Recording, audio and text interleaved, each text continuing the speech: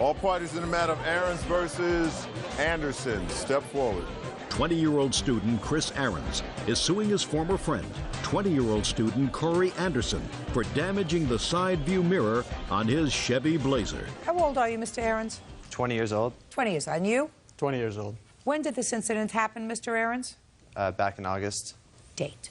I'm not sure of the date. Well, if it was important to you, you would remember the date. Sorry. Do you remember the date? No, I do not.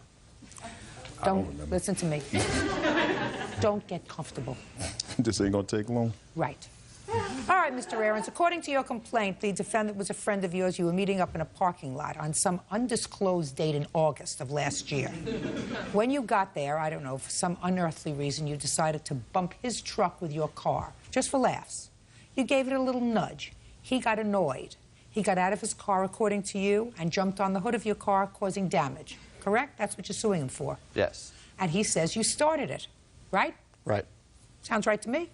There was no damage to his car, and why? Who cares? Why did you bump his car?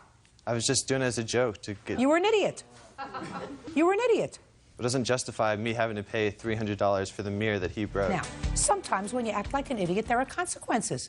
If you're in a car that weighs thousands of pounds and you decide to scare your friend, because it's late at night, right? Did happen at night. Yes, it wasn't right? that late. And in a parking lot.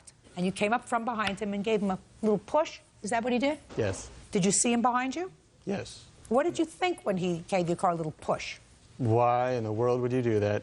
Well, why in the world would you get on my hood and kick my car and break my mirror? Because you acted like a fool, Mr. Aarons.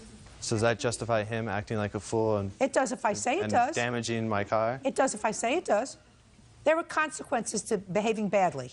As far as I'm concerned, if we're dealing in a court of equity, it would not justify him getting out of his car and coming over and punching you in the face, which he didn't do. He said, you disrespected my property, I'm going to disrespect yours. Well, then Is that pretty much what it was? Correct. Sounds right to me. Bye. Parties are excused, you may step out. I don't think it's fair. Like, why should I have to pay for his actions? I started yelling, why would you do that? Just as a joke, to get his attention. He started to pull away, so I jumped onto his hood.